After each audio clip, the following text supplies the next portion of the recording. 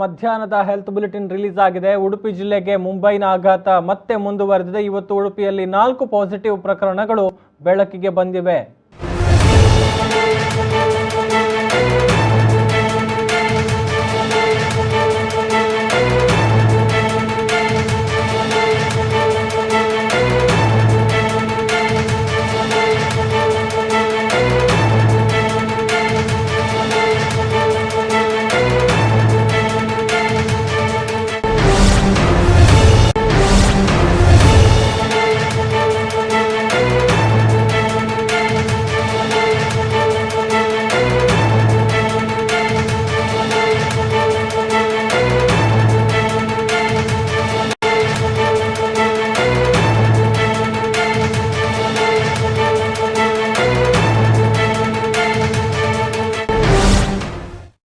ಉಡುಪಿಗೆ ಮುಂಬೈನಿಂದ ಬಂದಿರುವಂತವರ ಆಘಾತ ಕೊರೋನಾ ಮೂಲಕ ಎದುರಾಗಿದೆ. 4 ಮಂದಿಗೆ ಕೊರೋನಾ ಪಾಸಿಟಿವ್ ಬಂದಿದೆ. ಮಹಾರಾಷ್ಟ್ರದಿಂದ ಬಂದಂತಹ 4ರಲ್ಲಿ ಸೋಂಕು ದೃಢಪಟ್ಟಿರುವಂತಹ ವಿಚಾರ ಈಗ ಮಧ್ಯಾಹ್ನ ರಾಜ್ಯ ಆರೋಗ್ಯ ಇಲಾಖೆ ಬಿಡುಗಡೆ ಮಾಡಿರುವಂತಹ ಹೆಲ್ತ್ ಬುಲೆಟಿನ್ ನಲ್ಲಿ ಬಹಿರಂಗ ಆಗಿದೆ.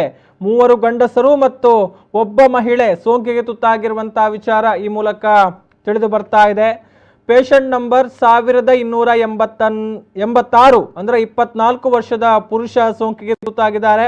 1287 24 ವರ್ಷದ ಮಹಿಳೆಯಲ್ಲಿ ಸೋಂಕು ಪತ್ತೆಯಾಗಿದೆ. 1288 ಪೇಷಂಟ್ ನಂಬರ್ 1288 8 ವರ್ಷದ ಗಂಡು ಮಗು ಕೂಡ ಇಲ್ಲಿ ಸೋಂಕಿಗೆ ತುತ್ತಾಗಿರುವಂತಹ ವಿಚಾರಗಳು. ಪೇಷಂಟ್ ನಂಬರ್ 1289 38 ವರ್ಷದ ಪುರುಷರಲ್ಲಿ ಕೂಡ ಸೋಂಕು ಕಾಣಿಸಿಕೊಂಡಿರುವಂತಹ ವಿಚಾರವನ್ನ ರಾಜ್ಯದ ಆರೋಗ್ಯ ಇಲಾಖೆ ರಿಲೀಸ್ ಆಗಿರುವಂತಹ ಹೆಲ್ತ್ ಬುಲೆಟಿನ್ ನಲ್ಲಿ ಬಹಿರಂಗಗೊಂಡಿದೆ. ಮಹಾರಾಷ್ಟ್ರದಿಂದ ಬಂದಿದ್ರು, ಕ್ವಾರಂಟೈನ್ ನಲ್ಲಿ ಇವರನ್ನ ಇರಿಸಲಾಗಿತ್ತು. ಈ ಮೂಲಕ ಉಡುಪಿ ಜಿಲ್ಲೆಯಲ್ಲಿ ಕೊರೋನಾ ಪಾಸಿಟಿವ್ ಸಂಖ್ಯೆ 15ಕ್ಕೆ ಏರಿಕೆಯಾಗಿದೆ. ಈ ನಡುವೆ ದಕ್ಷಿಣ ಕನ್ನಡ ಜಿಲ್ಲೆ ಬೆಳಗ್ಗಿನ ಅವಧಿಯಲ್ಲಿ ಸಮಾಧಾನಕರ ವಿಚಾರವನ್ನ ಕಾಣ್ತಾ ಇದೆ. ದಕ್ಷಿಣ ಕನ್ನಡ ಜಿಲ್ಲೆಯಲ್ಲಿ ಯಾವುದೇ ಪಾಸಿಟಿವ್ ಪ್ರಕರಣಗಳು ಇವತ್ತು ಬೆಳಗ್ಗಿನ ವೇಳೆಯಲ್ಲಿ ಕಂಡು ಬಂದಿಲ್ಲ. ಉಡುಪಿಯಲ್ಲಿ ಈ ಮೂಲಕ ಕೊರೋನಾ ಪಾಸಿಟಿವ್ ಸೋಂಕಿತರ ಸಂಖ್ಯೆ 15ಕ್ಕೆ ಏರಿಕೆಯಾಗಿದೆ ಎನ್ನುವಂತಹ ವಿಚಾರವನ್ನು ನಾವು ಗಮನಿಸಬಹುದು. ಪಾಸಿಟಿವ್ ಪ್ರಕರಣಗಳ ಸಂಖ್ಯೆ 15ಕ್ಕೆ ಏರಿಕೆಯಾಗಿದೆ. ಒಂದು ಹಂತದಲ್ಲಿ ಸಂಪೂರ್ಣವಾಗಿ ಕೊರೋನಾ ಮುಕ್ತ ಜಿಲ್ಲೆಯಾಗಿದ್ದಂತಹ ಪ್ರದೇಶ ಆ ಬಳಿಕ ಮತ್ತೆ ಅಂದರೆ ಹೊರ ರಾಜ್ಯಗಳು ಮತ್ತು ಹೊರ ದೇಶಗಳಿಂದ ಬಂದವರಿಂದ ಈಗ ಉಡುಪಿ ಜಿಲ್ಲೆಯಲ್ಲಿ ಮತ್ತೆ ಪಾಸಿಟಿವ್ ಪ್ರಕರಣಗಳ ಸಂಖ್ಯೆ ಏರಿಕೆಯಾಗ್ತಾ ಇದೆ ಅನ್ನುವಂಥದ್ದನ್ನು ನಾವು ಇಲ್ಲಿ ಅತ್ಯಂತ ಸ್ಪಷ್ಟವಾಗಿ ಗಮನಿಸಬಹುದು. ಅಂದರೆ ಇದ್ಯಾವುದು ಕೂಡ ಸ್ಥಳೀಯವಾಗಿ ಅಥವಾ ಸಾಮುದಾಯಿಕವಾಗಿ ಹರಡಿ ಆ ಮೂಲಕ ಸೋಂಕಿಗೆ ತುತ್ತಾದವರನ್ನ ಅಲ್ಲ. ಎಲ್ಲರೂ ಕೂಡ ಬಂದಿರುವಂಥದ್ದು ಹೊರಗಡೆಯಿಂದ, ಅಂದರೆ ಹೊರ ರಾಜ್ಯಗಳು, ಮುಖ್ಯವಾಗಿ ಮಹಾರಾಷ್ಟ್ರದಿಂದ ಬಂದಿರುವಂಥವರೇ ಹೆಚ್ಚಿನ ಸಂಖ್ಯೆಯಲ್ಲಿ ಇಲ್ಲಿ ಸೋಂಕಿಗೆ ತುತ್ತಾಗಿದ್ದಾರೆ ಎನ್ನುವಂಥ ವಿಚಾರವನ್ನು ಗಮನಿಸಬಹುದು. ಅಂದರೆ ಆಯಾ ಜಿಲ್ಲಾಡಳಿತಗಳು ಎಲ್ಲವೂ ಕೂಡ ಈಗ ಮುನ್ನೆಚ್ಚರಿಕಾ ಕ್ರಮಗಳನ್ನು ತೆಗೆದುಕೊಳ್ತಾ ಇದೆ. ಬರುವಂತಹ ಯಾರನ್ನು ಕೂಡ ನೇರವಾಗಿ ಮನೆಗೆ ಕಳುಹಿಸುವಂತಹ ಪ್ರಕ್ರಿಯೆಗಳಿಲ್ಲ. ಆಯಾ ಜಿಲ್ಲಾಡಳಿತ ವ್ಯವಸ್ಥೆಗಳು ಮಾಡಿರುವಂತಹ ಕ್ವಾರಂಟೈನ್ ಕೇಂದ್ರಗಳಲ್ಲೇ ಅವರು ಕ್ವಾರಂಟೈನ್ ಆಗುವಂಥ ಅವಕಾಶಗಳು. ಆದರೆ ಅಲ್ಲಿ 2 ಚಾಯ್ಸ್ ಇದೆ ಅನ್ನುವಂಥದ್ದನ್ನು ನಾವು ನೋಡಬಹುದು. ಅಂದರೆ ಖಾಸಗಿ ಹೋಟೆಲ್ಗಳಲ್ಲಿ ನಮಗೆ ಸ್ವಲ್ಪ ಉತ್ತಮ ಗುಣಮಟ್ಟದ ವ್ಯವಸ್ಥೆಗಳಾಗಬೇಕು ಕ್ವಾರಂಟೈನ್ಗೆ ಅನ್ನುವಂಥವರು ಖಾಸಗಿಯಾಗಿ ಹೋಟೆಲ್ಗಳಲ್ಲಿ ಕ್ವಾರಂಟೈನ್ಗೆ ಒಳಪಡಬಹುದು. ಇನ್ನು ನಮಗೆ ಸರ್ಕಾರ ಮಾಡುವಂತಹ ವ್ಯವಸ್ಥೆಗಳೇ ಸಾಕು, ಏನು ಈಗಾಗಲೇ ಶಾಲಾ ಕಾಲೇಜುಗಳ ಕಟ್ಟಡಗಳಿರ್ಬೋದು, ಜೊತೆಗೆ ಹಾಸ್ಟೆಲ್ಗಳಿರ್ಬೋದು, ಅಲ್ಲಿ ಏನು ವ್ಯವಸ್ಥೆಯನ್ನು ಮಾಡಲಾಗಿದೆಯೋ ಅಲ್ಲೇ ನಮಗೆ ಕ್ವಾರಂಟೈನ್ ಸಾಕು ಅನ್ನುವಂಥವರು ಅಲ್ಲೇ ಕ್ವಾರಂಟೈನ್ ಆಗಿರುವಂಥ ವಿಚಾರಗಳನ್ನು ಕೂಡ ನಾವು ಗಮನಿಸಬಹುದು. ಸೊ ಎಲ್ಲರ ಆರೋಗ್ಯ ತಪಾಸಣೆಯನ್ನು ಕೂಡ ನಿಗದಿತವಾಗಿ ಮಾಡಲಾಗ್ತಾ ಇದೆ. ನಿಗದಿತ ರೆಗ್ಯುಲರ್ ಇಂಟರ್ವಲ್ ಏನಿದೆ ಅದರಲ್ಲಿ ಎಲ್ಲರ ಆರೋಗ್ಯ ತಪಾಸಣೆಯನ್ನು ಮಾಡಲಾಗುತ್ತೆ. ಅಂಥ ಸಂದರ್ಭದಲ್ಲಿ ಈಗ ಸೋಂಕಿನ ಪ್ರಕರಣಗಳು ಹೆಚ್ಚಾಗ್ತಾ ಇದೆ. ಇದು ನಿರೀಕ್ಷಿತ ಬೆಳವಣಿಗೆ. ಇನ್ನು ನಾವು ಗಮನಿಸಿದರೆ ಇನ್ನು ಜೂನ್ ಜುಲೈ ತಿಂಗಳಲ್ಲಿ ಈ ಒಂದು ಪ್ರಕರಣಗಳ ಸಂಖ್ಯೆ ಮತ್ತಷ್ಟು ಏರಿಕೆಯಾಗಬಹುದು ಅನ್ನುವಂಥದ್ದು ಕೂಡ ನಾವು ಗಮನಿಸಬೇಕಾಗಿರುವಂತಹ ವಿಚಾರ. ಇನ್ನು ಇದೆಲ್ಲವೂ ಕೂಡ ಬಂದು ಕ್ವಾರಂಟೈನ್ ಆಗಿರುವಂತಹ ವಿಚಾರಗಳಾದರೆ ಇನ್ನು ಅನೇಕ ಮಂದಿ, ಇದು ಉಡುಪಿ ಜಿಲ್ಲೆಗೆ ಸಂಬಂಧಪಟ್ಟಂತಹ ವಿಚಾರ ಅಲ್ಲ, ಸಾಮಾನ್ಯವಾಗಿ ನಾವು ಹೇಳೋದಿದ್ರೆ ಅನೇಕ ಮಂದಿ ಈಗ ತಪಾಸಣೆಯನ್ನೇ ಮಾಡಿಸಿಕೊಳ್ಳದೇ ಇದ್ದವರು ಬಹಳ ದೊಡ್ಡ ತಲೆನೋವಾಗಿ ಪರಿಣಮಿಸ್ತಾ ಇದ್ದಾರೆ ಎನ್ನುವಂಥ ವಿಚಾರವನ್ನು ನಾವು ಗಮನಿಸಬಹುದು. ಮುಖ್ಯವಾಗಿ ನಾವು ದಕ್ಷಿಣ ಕನ್ನಡ ಜಿಲ್ಲೆಯ ಜಪ್ಪು ಪಟ್ನ ಪ್ರದೇಶದಲ್ಲಿ ಒಂದು ಪಾಸಿಟಿವ್ ಪ್ರಕರಣ ಏನು ಕಂಡು ಬಂದಿದೆ. ಯುವಕನಿಗೆ ಏನು ಸೋಂಕು ತಗುಲಿತ್ತು, ಭಾನುವಾರದ ದಿನ ಈ ಒಂದು ವಿಚಾರ ದೃಢಪಟ್ಟಿತ್ತು. ಆತನ ಟ್ರಾವೆಲ್ ಹಿಸ್ಟರಿಯನ್ನು ಕಲೆ ಹಾಕಿದಂತಹ ಅಧಿಕಾರಿಗಳು ದಂಗು ಬಡಿದು ಹೋಗಿದ್ರು. ಯಾಕಂತ ಹೇಳಿದರೆ ಆತ ಪ್ರಯಾಣವನ್ನು ಮಾಡಿದಂತಹ ಹಿನ್ನೆಲೆಯನ್ನು ಗಮನಿಸಿದರೆ ಯಾವುದೇ ರೀತಿ ನೇರವಾಗಿ ಆತ ಬಂದಿರಲಿಲ್ಲ. ದೆಹಲಿಗೆ ಹೋಗಿದ್ದಂತಹ ಆತ ಅಲ್ಲಿಂದ ಇಲ್ಲಿಗೆ ಬರೋದಕ್ಕೆ ಅಂದರೆ ಮಂಗಳೂರಿಗೆ ಬರೋದಕ್ಕೆ ಕಾಲ್ನಡಿಗೆಯನ್ನೇ ಆಶ್ರಯ ಪಡೆದಿದ್ದ. ಅಂದರೆ ಮೊದಲು ಕಾಲ್ನಡಿಗೆಯಲ್ಲೇ ಪ್ರಯಾಣವನ್ನು ಆರಂಭಿಸಿದಂತಹ ಆತ ಆ ಬಳಿಕ ಸಿಕ್ಕಂತಹ ಕಾರುಗಳು, ಟ್ರಕ್ಗಳು ಅಥವಾ ಯಾವ ವಾಹನಗಳು ಸಿಗುತ್ತೋ ಅದರಲ್ಲಿ ಬರುವಂಥ ಪ್ರಯತ್ನಗಳನ್ನು ಮಾಡಿದ್ದ. ಚೆಕ್ ಪೋಸ್ಟ್ಗಳಲ್ಲಿ ಕೂಡ ಅಧಿಕಾರಿಗಳ ಕಣ್ಣು ತಪ್ಪಿಸಿ ಯಾಮಾರಿಸಿ ಮಂಗಳೂರಿಗೆ ಬಂದು ಸೇರಿದ್ದ. ಮಂಗಳೂರಿಗೆ ಬಂದಂಥ ಸಂದರ್ಭದಲ್ಲಿ ಮನೆಯವರು ಆತನನ್ನು ಮನೆಯೊಳಗೆ ಸೇರಿಸಿಕೊಳ್ಳೋದಕ್ಕೆ ನಿರಾಕರಣೆಯನ್ನು ಮಾಡಿದರು. ಮೊದಲು ಹೋಗಿ ಆರೋಗ್ಯ ತಪಾಸಣೆಯನ್ನು ಮಾಡಿಕೊಂಡು ಬಾ ಎನ್ನುವಂಥ ಮಾತನ್ನು ಹೇಳಿದರು. ಆ ಬಳಿಕ ಆತ ಏನು ಮಂಗಳೂರು ಹೊರವಲಯದ ಖಾಸಗಿ ಆಸ್ಪತ್ರೆಯಲ್ಲಿ ಈಗ ಏನು ಕಾರ್ಯಾರಂಭವನ್ನು ಮಾಡಿದ ಲ್ಯಾಬ್ ಅಲ್ಲಿ ತಪಾಸಣೆಯನ್ನು ಮಾಡಿಸಿಕೊಂಡಂಥ ಸಂದರ್ಭದಲ್ಲಿ ಆತ ಸೋಂಕಿಗೆ ತುತ್ತಾಗಿರುವಂತಹ ವಿಚಾರ ದೃಢಪಟ್ಟಿದೆ. ಇನ್ನು ಈ ಅವಧಿಯಲ್ಲಿ ಆತ ವ್ಯಾಪಕವಾಗಿ ಓಡಾಡಿದ್ದ ಎನ್ನುವಂತಹ ಮಾಹಿತಿಗಳು ಕೂಡ ಲಭಿಸ್ತಾ ಇದ್ದು, ಸೊ ಆತ ಯಾರ ಸಂಪರ್ಕಕ್ಕೆಲ್ಲ ಬಂದಿದ್ದ ಅವರ ಒಂದು ವಿವರಗಳನ್ನು ಕಲೆ ಹಾಕುವಂಥ ಕೆಲಸ ಇದೀಗ ಅಧಿಕಾರಿಗಳಿಗೆ ದೊಡ್ಡ ಸವಾಲಾಗಿ ಇಲ್ಲಿ ಪರಿಣಮಿಸಿದೆ ಅನ್ನುವಂಥ ವಿಚಾರವನ್ನು ನಾವು ಗಮನಿಸಬಹುದು. ಇನ್ನು ಉಡುಪಿ ಜಿಲ್ಲೆಯಲ್ಲಿ ಇವತ್ತು ಪತ್ತೆಯಾಗಿರುವಂತಹ ಪ್ರಕರಣಗಳಿಗೆ ಸಂಬಂಧಪಟ್ಟ ಹಾಗೆ ಹೆಚ್ಚಿನ ಡೀಟೇಲ್ಸ್ ಕೊಡ್ತಾರೆ ನಮ್ಮ ಕುಂದಾಪುರದ ಪ್ರತಿನಿಧಿ ಶ್ರೀಕಾಂತ್ ಹೆಮ್ಮಾಡಿ. ಹಲೋ ಶ್ರೀಕಾಂತ್. ಎಸ್, ಅಂದ್ರೆ ನಿರೀಕ್ಷಿತ ಬೆಳವಣಿಗೆಗಳು, ಪಾಸಿಟಿವ್ ಪ್ರಕರಣಗಳು ಜಾಸ್ತಿ ಆಗ್ತಾ ಇದೆ. ಅಂದ್ರೆ ಮುಖ್ಯವಾಗಿ ಹೊರ ಜಿಲ್ಲೆಗಳು, ಹೊರ ದೇಶಗಳಿಂದ ಬಂದವರು ಈಗ ಸೋಂಕಿಗೆ ತುತ್ತಾಗಿರುವಂತಹ ವಿಚಾರಗಳು ದಿನೇ ದಿನೇ ಪತ್ತೆಯಾಗ್ತಾ ಇದೆ ಅನ್ನುವಂಥದ್ದು. ಸೊ ಉಡುಪಿ ಜಿಲ್ಲೆಯ ಮೇಲೆ ಇದರಿಂದ ಏನು ಪರಿಣಾಮಗಳಾಗಬಹುದು ಅನ್ನುವಂಥದ್ದು ಈಗ ಮುಂದಿನ ದಿನಗಳಲ್ಲಿ? ಖಂಡಿತವಾಗಿಯೂ ಗೌತಮ್, ಏನಂತ ಹೇಳಿದ್ರೆ ಒಂದು ಮುಂಬೈ ಸೋಂಕು ಇದೀಗ ಕುಂದಾಪುರದಲ್ಲಿ ಡವ ಶುರುವಾಗಿರ್ತಕ್ಕಂಥದ್ದು. ಅಂತ ಹೇಳಿದ್ರೆ ಲಾಕ್ಡೌನ್ ಸಡಿಲಿಕೆಯಾದ ಭಾಗವಾಗಿ ಹೊರ ರಾಜ್ಯಗಳಿಂದ ಅಂತ ಹೇಳಿದ್ರೆ ಮುಂಬೈಯಿಂದ ಬಹುತೇಕ ಸಂಖ್ಯೆಯಲ್ಲಿ ಎಲ್ಲರೂ ಕೂಡ ಜಿಲ್ಲೆಗೆ ಪ್ರಯಾಣವನ್ನ ಬೆಳೆಸ್ತಿದ್ದಾರೆ. ಅದರ ಭಾಗವಾಗಿ ಏನೋ ಅವರನ್ನ ನೇರವಾಗಿ ಕ್ವಾರಂಟೈನ್ ಒಳಪಡಿಸಲಾಗಿದೆ. ಆದ್ರೆ ಕ್ವಾರಂಟೈನ್ ನಲ್ಲಿ ಏನೋ ಅವರ ಗಂಟಲು ದ್ರವ ಪರೀಕ್ಷೆಗೆ ಕೊಟ್ಟ ಸಂದರ್ಭದಲ್ಲಿ ಸಾಕಷ್ಟು ಪಾಸಿಟಿವ್ ಪ್ರಕರಣಗಳು ಬಂದಿರತಕ್ಕಂಥದ್ದು. ನಿನ್ನೆ ಸಂಜೆಯೂ ಕೂಡ ಒಂದು ಪ್ರಕರಣ ಅಂತ ಹೇಳಿದ್ರೆ 7 ತಿಂಗಳ ಗರ್ಭಿಣಿಯೂ ಕೂಡ ಏನೊಂದು ಪಾಸಿಟಿವ್ ಪ್ರಕರಣ ಪತ್ತೆ ಆಗಿರ್ತಕ್ಕಂಥದ್ದು. ಮತ್ತೆ ಇಂದು ಕೂಡ ಏನೋ ಒಂದು ಜಿಲ್ಲಾಡಳಿತ ಘೋಷಣೆ ಮಾಡಿದಂತೆ 4 ಪಾಸಿಟಿವ್ ಪ್ರಕರಣಗಳು ಜಿಲ್ಲೆಯಲ್ಲಿ ಘೋಷಣೆ ಆಗಿರ್ತಕ್ಕಂಥದ್ದು. ಇವರೆಲ್ಲರೂ ಕೂಡ ಕುಂದಾಪುರದ ಕ್ವಾರಂಟೈನ್ ಸೆಂಟರ್ಗಳಲ್ಲಿ ಕ್ವಾರಂಟೈನ್ ಅನ್ನ ಮಾಡಲಾಗಿತ್ತು. ಆದ್ರೆ ಗಂಟಲು ಪರೀಕ್ಷೆಯಲ್ಲಿ ಎಲ್ಲ ಅಂತ ಹೇಳಿದ್ರೆ ಪಾಸಿಟಿವ್ ವಿಚಾರ ಬೆಳಕಿಗೆ ಬಂದಿರತಕ್ಕಂಥದ್ದು. ಅಂತ ಹೇಳಿದ್ರೆ 8 ವರ್ಷದ ಬಾಲಕ ಹಾಗೂ ಏನೊಂದು 2 ಯುವಕರು ಮತ್ತೆ ಓರ್ವ ಯುವತಿಗೆ ಇದೀಗ ಕೊರೋನಾ ಪಾಸಿಟಿವ್ ಪತ್ತೆಯಾಗಿರ್ತಕ್ಕಂಥದ್ದು. ಜಿಲ್ಲಾಧಿಕಾರಿಯವರು ಕೂಡ ಏನೋ ಈ ಬಗ್ಗೆ ಮಾಧ್ಯಮಗಳಿಗೆ ತಿಳಿಸಿರುವಂತದ್ದು.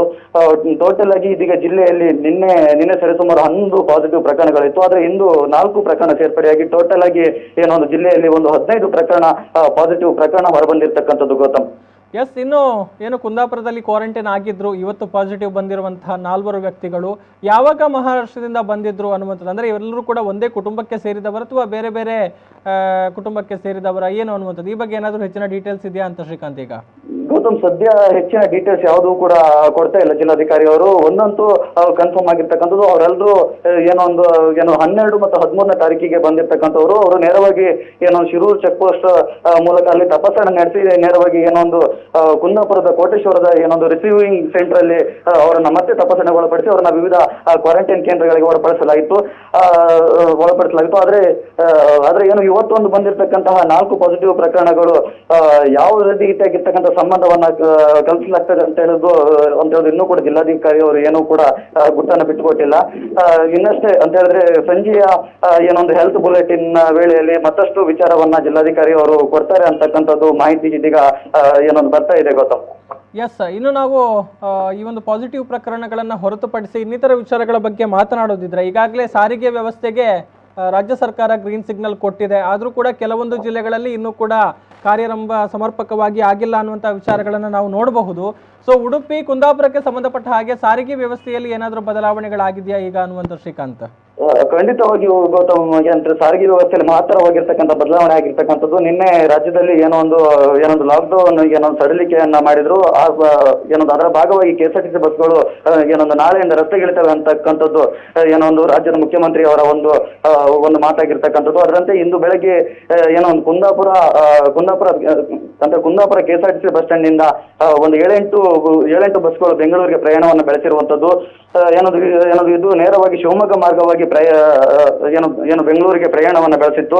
ಸಾಕಷ್ಟು ಸಂಖ್ಯೆಯಲ್ಲಿ ಅಂತ ಹೇಳಿದ್ರೆ ಸಾಕಷ್ಟು ಸಂಖ್ಯೆಯಲ್ಲಿ ಪ್ರಯಾಣಿಕರು ಏನೊಂದು ಆನ್ಲೈನ್ ಮೂಲಕ ಏನೊಂದು ಮುಂಗಡ ಟಿಕೆಟ್ ಬುಕ್ ಅನ್ನ ಮಾಡಿದ್ರು. ಅದರ ಭಾಗವಾಗಿ ಇಂದು ಕೂಡ ಬೆಳಗಿನಿಂದಲೂ ಕೂಡ KSRTC ಬಸ್ ಸ್ಟ್ಯಾಂಡ್ ನಲ್ಲಿ ಸಾಕಷ್ಟು ಜನಸಂಖ್ಯೆ ಇದ್ದಿರುವಂತದ್ದು ಮತ್ತು ಸಾಮಾಜಿಕ ಅಂತರವು ಕೂಡ ಸಾಕಷ್ಟು ಒತ್ತು ಕೊಡಲಾಗಿತ್ತು ಮತ್ತು ಬಸ್ ಸ್ಟ್ಯಾಂಡ್ ನಲ್ಲಿ ಕೂಡ ಏನೊಂದು ಸ್ಯಾನಿಟೈಸರ್ ವ್ಯವಸ್ಥೆಯನ್ನು ಕೂಡ ಮಾಡಲಾಗಿತ್ತು. ಮಾಸ್ಕ್ ಇಲ್ಲದವರಿಗೆ ಕೂಡ ಏನೋ ಒಂದು ಬಸ್ಸಿನ ಒಳಗೆ ಪ್ರವೇಶವನ್ನ ಕೊಡ್ತಾ ಇರಲಿಲ್ಲ, ಕೇವಲ ಮಾಸ್ಕ್ ಇದ್ದವರಿಗೆ ಮಾತ್ರ ಬಸ್ಸಿಗೆ ಪ್ರವೇಶವನ್ನ ಕೊಡ್ತಾ ಇದ್ರು. ಸಾಕಷ್ಟು ಸಂಖ್ಯೆಯಲ್ಲಿ ಇಂದು ಬೆಳಗ್ಗೆ ಅಂತ ಹೇಳಿದ್ರೆ ಲಾಕ್ಡೌನ್ ಸಡಿಲಿಕೆ ಅದರ ಭಾಗವಾಗಿ ಏನೊಂದು ರಾಜಧಾನಿ ಬೆಂಗಳೂರಿನಲ್ಲಿ ಏನೊಂದು IT-BT ಕಂಪನಿಗಳು ಸಾಕಷ್ಟು ಬಹುತೇಕ IT-BT ಕಂಪನಿಗಳು ಪ್ರಾರಂಭವಾಗಿತ್ತು. ಆ ಹಿನ್ನೆಲೆಯಲ್ಲಿ ಎಲ್ಲರೂ ಕೂಡ ಲಾಕ್ಡೌನ್ ಭಾಗವಾಗಿ ಏನೊಂದು ಊರಿಗೆ ಮರಳಿದ್ರಿಂದ ಹಿನ್ನೆಲೆಯಲ್ಲಿ ಅವರಿಗೆ ತುರ್ತಾಗಿ ಏನೋ ಒಂದು ಕೆಲಸಕ್ಕೆ ಹಾಜರಾಗಬೇಕು ಅಂತೇಳಿ ಅಲ್ಲಿ ಒಂದು ಕಂಪನಿಗಳು ಖಡಕ್ ಆಗಿ ಸೂಚನೆಯನ್ನ ಕಲ್ಪಿಸಲಾಗಿತ್ತು. ಆದ್ರೆ ಇವರಿಗೆ ಹೋಗ್ಲಿಕ್ಕೆ ವ್ಯವಸ್ಥೆ ಇಲ್ಲದ ಭಾಗವಾಗಿ ಸಾಕಷ್ಟು ಅಂತ ಹೇಳಿದ್ರೆ ಸರ್ಕಾರಕ್ಕೆ ಒತ್ತಾಯವನ್ನ ತರ್ತಾ ಇದ್ರು. ಸೋಷಿಯಲ್ ಮೀಡಿಯಾಗಳಲ್ಲಿ ಕೂಡ ಸಾಕಷ್ಟು ಬರಹಗಳನ್ನ ಪ್ರಕಟಿಸಿ ರಾಜ್ಯ ಸರ್ಕಾರಕ್ಕೆ ಅಂತ ಹೇಳಿದ್ರೆ ರಾಜ್ಯ ಸರ್ಕಾರದ ಗಮನ ಹರಿಸಲು ಸಾಧ್ಯವಾಗಿತ್ತು. ಆ ನಿಟ್ಟಿನಲ್ಲಿ ಲಾಕ್ಡೌನ್ ಸಡಿಲಿಕೆ ಆದ ಹಿನ್ನೆಲೆಯಲ್ಲಿ ಇದೀಗ ಬಸ್ ಸಂಚಾರವು ಕೂಡ ಅವರಿಗೆ ಸಾಕಷ್ಟು ಸಹಾಯಕಾರಿಯಾಗಿರ್ತಕ್ಕಂಥದ್ದು. ಸಾಕಷ್ಟು ಸಂಖ್ಯೆಯಲ್ಲಿ ಇಂದು ಕುಂದಾಪುರದಿಂದ ಕೂಡ ಎಲ್ಲರೂ ಕೂಡ ಬೆಂಗಳೂರಿಗೆ ಪ್ರಯಾಣವನ್ನು ಕೂಡ ಬೆಳೆಸಿರುವಂತದ್ದು. ಗೌತಮ್, ಎಸ್, ಇನ್ನು ನಾವು ಜನರ ಪ್ರತಿಕ್ರಿಯೆ ಬಗ್ಗೆ ಮಾತನಾಡಿದರೆ ಜನರ ರೆಸ್ಪಾನ್ಸ್ ಹೇಗಿದೆ ಅಂದರೆ ವ್ಯವಸ್ಥೆಗಳೆಲ್ಲವೂ ಕೂಡ ಒಂದೊಂದು ಹಂತವಾಗಿ ಸಡಿಲಿಕೆ ಆಗ್ತಾ ಇದೆ. ಇದು ಒಂದು ಭಾಗ ಆದರೆ ಮತ್ತೊಂದು ಭಾಗದಲ್ಲಿ ಪಾಸಿಟಿವ್ ಪ್ರಕರಣಗಳ ಸಂಖ್ಯೆ ಹೆಚ್ಚಳವಾಗ್ತಾ ಇದೆ.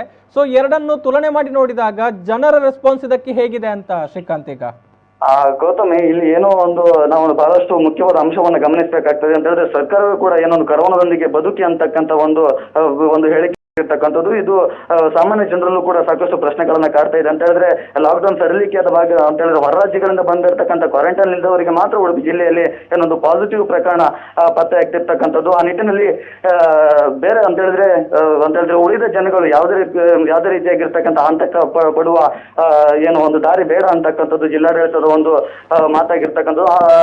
ಏನೊಂದು ಆ ನಿಟ್ಟಿನಲ್ಲಿ ಏನು ಹೊರ ರಾಜ್ಯಗಳಿಂದ ಯಾರು ಬರ್ತಾರೆ ಅವರನ್ನ ನೇರವಾಗಿ ಕ್ವಾರಂಟೈನ್ ಮಾಡೋದ್ರಿಂದಾಗಿ ಬೇರೆ ಯಾರಿಗೆ ಸೋಂಕು ತಗುಲುವುದಿಲ್ಲ ಅಂತಕ್ಕಂಥದ್ದು ಇದೀಗ ಸಾಮಾನ್ಯ ಜನರ ಮಾತಾಗಿರ್ತಕ್ಕಂಥದ್ದು. ಆ ನಿಟ್ಟಿನಲ್ಲಿ ಇನ್ನಷ್ಟು ಅಂತ ಹೇಳಿದ್ರೆ ಭಾನುವಾರ ಸಂಪೂರ್ಣ ಲಾಕ್ಡೌನ್ ಮಾಡಬೇಕು ಅಂತೇಳಿ ರಾಜ್ಯ ಸರ್ಕಾರ ಏನು ಘೋಷಣೆಯನ್ನು ಮಾಡಿತ್ತು. ಅದರ ಭಾಗವಾಗಿ ಸಾಕಷ್ಟು ಪರ ವಿರೋಧಗಳ ಚರ್ಚೆ ಕೂಡ ಕುಂದಾಪುರ ಭಾಗದಲ್ಲಿ ಕೂಡ ಆಗ್ತಾ ಇರ್ತಕ್ಕಂಥದ್ದು. ಅಂತ ಹೇಳಿದ್ರೆ ಎಲ್ಲ ದಿನಗಳಲ್ಲೂ ಕೂಡ ಲಾಕ್ಡೌನ್ ಸಡಿಲಿಕೆ ಮಾಡಿ ಭಾನುವಾರ ಯಾಕೆ ಲಾಕ್ಡೌನ್ ಅಷ್ಟೊಂದು ಸ್ಟ್ರಿಕ್ಟ್ ಮಾಡಿರುವಂತದ್ದು ಅಂತೇಳಿ ಎಲ್ಲರೂ ಕೂಡ ಸಾಧಕ ಬಾಧಕ ವಿಚಾರಗಳ ಬಗ್ಗೆ ಸಾಕಷ್ಟು ಚರ್ಚೆ ಆಗ್ತಿರ್ತಕ್ಕಂಥದ್ದು. ಗೌತಮ್, ಎಸ್, ಈ ನಡುವೆ ಏನು Tekkatte petrol pump seal down ಆಗಿತ್ತು. ಮಂಡ್ಯದ ಸೋಂಕಿತ ವ್ಯಕ್ತಿಯ ಸಂಪರ್ಕಕ್ಕೆ ಬಂದಿರುವಂತಹ ಹಿನ್ನೆಲೆಯಲ್ಲಿ ಆ ಸೀಲ್ ಡೌನ್ ತೆರವಾಗಿದೆ ಅನ್ನುವಂಥ ಮಾಹಿತಿ ಕೂಡ ಈಗ ಬರ್ತಾ ಇರುವಂತದ್ದು. ಸೊ ಇದರ ಬಗ್ಗೆ ಏನಿದೆ ಹೆಚ್ಚಿನ ಡೀಟೇಲ್ಸ್ ಅಂತ ಶ್ರೀಕಾಂತ್? ಗೌತಮ್, ಖಂಡಿತವಾಗಿ ಕಳೆದ ಒಂದು ಏನೊಂದು ಜಿಲ್ಲೆಯಲ್ಲಿ ಸಾಕಷ್ಟು ತೀವ್ರ ತಲ್ಲಣ ಮೂಡಿಸಿರ್ತಕ್ಕಂಥ ಪ್ರಕರಣ ಏನೊಂದು ತೆಕ್ಕಟ್ಟೆ ಪೆಟ್ರೋಲ್ ಬಂಕ್ ಪ್ರಕರಣವಾಗಿರ್ತಕ್ಕಂಥದ್ದು. ಅಂತ ಹೇಳಿದ್ರೆ ಮಂಡ್ಯಕ್ಕೆ ಪ್ರಯಾಣ ಬೆಳೆಸಿರ್ತಕ್ಕಂಥ ಒಬ್ಬ ವ್ಯಕ್ತಿಯಲ್ಲಿ ಲಾರಿ ಮುಖಾಂತರ ಬಂದು ಅಲ್ಲಿ ವಿಶ್ರಾಂತಿಯನ್ನ ಪಡೆದು ಮುಂದೆ ಪ್ರಯಾಣವನ್ನ ಬೆಳೆಸ್ತಾನೆ. ಆ ಬಳಿಕ ಅವನಿಗೆ ಮಂಡ್ಯದಲ್ಲಿ ಕೊರೋನಾ ಪಾಸಿಟಿವ್ ಸೋಂಕು ಪತ್ತೆಯಾಗಿದ್ದ ಹಿನ್ನೆಲೆಯಲ್ಲಿ ಆತನ ಟ್ರಾವೆಲ್ ಹಿಸ್ಟ್ರಿಯನ್ನ ತೆಗೆದಾಗ ಆತ ಕುಂದಾಪುರ ತಾಲೂಕಿನ ತೆಕ್ಕಟ್ಟೆ ಪೆಟ್ರೋಲ್ ಬಂಕ್ ಬಳಿಯಲ್ಲಿ ಸ್ನಾನ ಮಾಡಿ ಸ್ವಲ್ಪ ಹೊತ್ತು ವಿಶ್ರಾಂತಿ ಪಡೆದಿರುವುದು ಗಮನಕ್ಕೆ ಬರ್ತದೆ. ಆ ನಿಟ್ಟಿನಲ್ಲಿ ಸಾಕಷ್ಟು ಶೀಘ್ರಗತಿಯಲ್ಲಿ ಅಲ್ಲಿನ CCTV ಕ್ಯಾಮೆರಾಗಳನ್ನ ತಡೆದಾಗ ಅಲ್ಲಿ ಕೂಡ ಸಾಕಷ್ಟು ದೃಶ್ಯಾವಳಿಗಳು ಆತ ವಿಶ್ರಾಂತಿ ಪಡೆದಿರು ಮತ್ತು ಸ್ನಾನ ಮಾಡತಕ್ಕಂಥ ದೃಶ್ಯಾವಳಿಗಳು CCTVಯಲ್ಲಿ ಸರಿಯಾಗಿರ್ತಕ್ಕಂಥದ್ದು. ಆ ನಿಟ್ಟಿನಲ್ಲಿ ಅಲ್ಲಿ ಯಾರು ಪೆಟ್ರೋಲ್ ಬಂಕ್ ಸಿಬ್ಬಂದಿಗಳಿಗಿದ್ರು ಅವರನ್ನ ಅಂತ ಹೇಳಿದ್ರೆ ಪೆಟ್ರೋಲ್ ಬಂಕ್ ಮಾಲೀಕನು ಸೇರಿ 12 ಜನ ಸಿಬ್ಬಂದಿಗಳನ್ನ ತಕ್ಷಣವೇ ಕ್ವಾರಂಟೈನ್ ಮಾಡಿ ಆ ಒಂದು ಪೆಟ್ರೋಲ್ ಬಂಕ್ ಅನ್ನ ಸೀಲ್ ಡೌನ್ ಮಾಡಲಾಗಿತ್ತು. ಆದ್ರೆ ಎಲ್ಲ ಅಂತ ಹೇಳಿದ್ರೆ ಮಾಲೀಕರು ಸೇರಿ 12 ಮಂದಿ ಸಿಬ್ಬಂದಿಗಳಿಗೆ ಇದೀಗ ಕ್ವಾರಂಟೈನ್ ಅವಧಿ ಮುಕ್ತಾಯಗೊಂಡಿರ್ತಕ್ಕಂಥದ್ದು. ಅಂತ ಹೇಳಿದ್ರೆ ಪೆಟ್ರೋಲ್ ಬಂಕ್ ಸೀಲ್ ಡೌನ್ ಮಾಡಿ 20 ದಿನಗಳ ಬಳಿಕ ಜಿಲ್ಲಾಡಳಿತ ಸೀಲ್ ಡೌನ್ ಅನ್ನ ತೆರವುಗೊಳಿಸಿರ್ತಕ್ಕಂಥದ್ದು. ನಿನ್ನೆಯಿಂದಲೂ ಕೂಡ ತೆಕ್ಕಟ್ಟೆ ಪೆಟ್ರೋಲ್ ಬಂಕ್ ಸದ್ಯ ಕಾರ್ಯಾಚರಿಸ್ತಿರ್ತಕ್ಕಂಥದ್ದು. ಎಲ್ಲ ಸೇವೆಗಳು ಕೂಡ ಅಲ್ಲಿ ಲಭ್ಯವಾಗಿರ್ತಕ್ಕಂಥದ್ದು. ಆ ನಿಟ್ಟಿನಲ್ಲಿ ಮುಂಜಾಗ್ರತಾ ಕ್ರಮವಾಗಿ ಜಿಲ್ಲಾಡಳಿತ ಏನು ನಿಯಮಗಳನ್ನು ಕೊಟ್ಟಿದೆ ಅವೆಲ್ಲವನ್ನು ಕೂಡ ಕಟ್ಟುನಿಟ್ಟಾಗಿ ಪಾಲಿಸ್ತಿರ್ತಕ್ಕಂಥದ್ದು. ಅಂತ ಹೇಳಿದ್ರೆ ಸ್ಯಾನಿಟೈಸರ್ ವ್ಯವಸ್ಥೆ ಇರ್ಬೋದು ಮತ್ತು ಮಾಸ್ಕ್ ಇಲ್ಲದವರಿಗೂ ಕೂಡ ಉಚಿತವಾಗಿ ಮಾಸ್ಕ್ ಕೊಡುವಂತಹ ಒಂದು ಪ್ರಕ್ರಿಯೆಗಳು ಕೂಡ ತೆಕ್ಕಟ್ಟೆ ಪೆಟ್ರೋಲ್ ಬಂಕ್ ನಲ್ಲಿ ಇದೀಗ ನಡೀತಾ ಇದೆ. Gautam, yes, thank you Srikanth ತಮ್ಮೆಲ್ಲ ವಿಸ್ತೃತ ಮಾಹಿತಿಗಾಗಿ. ಎಸ್, ತೆಕ್ಕಟ್ಟೆ ಪೆಟ್ರೋಲ್ ಪಂಪನ್ನು ಸೀಲ್ ಡೌನ್ ಮಾಡಲಾಗಿತ್ತು. ಮಂಡ್ಯದ ಸೋಂಕಿತ ವ್ಯಕ್ತಿ ಇಲ್ಲಿಗೆ ಬಂದಿದ್ದ, ಇಲ್ಲಿ ಸ್ವಲ್ಪ ಹೊತ್ತು ತಂಗಿದ್ದು ವಿಶ್ರಾಂತಿಯನ್ನು ಪಡೆದಿದ್ದ, ಜೊತೆಗೆ ಉಪಹಾರವನ್ನು ಕೂಡ ಸೇವನೆ ಮಾಡಿದ್ದ ಎನ್ನುವಂತಹ ಹಿನ್ನೆಲೆಯಲ್ಲಿ ಮುನ್ನೆಚ್ಚರಿಕಾ ಕ್ರಮವಾಗಿ ಈ ಒಂದು ಪೆಟ್ರೋಲ್ ಪಂಪನ್ನು ಸೀಲ್ ಡೌನ್ ಮಾಡುವಂತಹ ಪ್ರಕ್ರಿಯೆಗಳಾಗಿತ್ತು. ಜೊತೆಗೆ ಈ ಒಂದು ಪಂಪ್ನಲ್ಲಿ ಕೆಲಸವನ್ನು ಮಾಡ್ತಾ ಇದ್ದಂತಹ 12 ಮಂದಿಯ ಸಿಬ್ಬಂದಿಗಳನ್ನು ಕೂಡ ಕ್ವಾರಂಟೈನ್ ಮಾಡಲಾಗಿತ್ತು. ಇದೀಗ 12 ಮಂದಿಯ ರಿಪೋರ್ಟ್ಗಳು ಕೂಡ ನೆಗೆಟಿವ್ ಆಗಿ ಬಂದಿರುವಂತಹ ಹಿನ್ನೆಲೆಯಲ್ಲಿ ಜೊತೆಗೆ 28 ದಿನಗಳ ಕ್ವಾರಂಟೈನ್ ಅವಧಿ ಪೂರ್ಣಗೊಂಡಿರುವಂತಹ ಹಿನ್ನೆಲೆಯಲ್ಲಿ ಈಗ ಪೆಟ್ರೋಲ್ ಪಂಪ್ನ ಸೀಲ್ ಡೌನ್ ಅನ್ನು ತೆರವು ಮಾಡಲಾಗಿದೆ. ಈಗಾಗಲೇ ಪೆಟ್ರೋಲ್ ಪಂಪ್ ಈಗ ಸಾರ್ವಜನಿಕರ ಸೇವೆಗೆ ತೆರೆದುಕೊಂಡಿದೆ, ಕಾರ್ಯಚಟುವಟಿಕೆಯನ್ನು ಮತ್ತೆ ಆರಂಭಿಸಿದೆ ಎನ್ನುವಂತಹ ಡೀಟೇಲ್ಸ್ ಕೂಡ ಬರ್ತಾ ಇದೆ.